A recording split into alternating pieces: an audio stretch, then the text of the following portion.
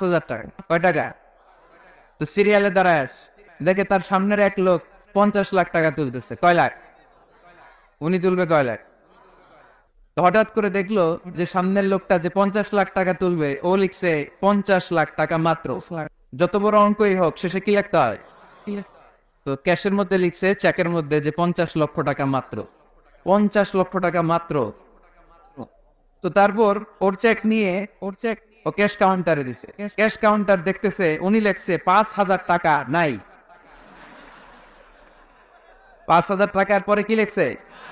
নাই। তো ক্যাশে যে বসছে, কি ভাই ঘটনা কি?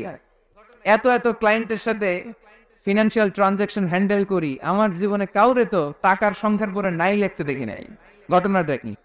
তো সে বলতে শুরু করলো, ভাই আমার আগে দেখলাম একজন 50 লাখ টাকা তুলছে, তো 50 লাখ টাকা যদি মাত্র হয়, আমার 5,000 তো নাই। তো এই যে মহাবিশ্বের বর্ণনা যে তোমাদেরকে শোনালাম, এগুলো যদি চিন্তা করি, আমি আছি?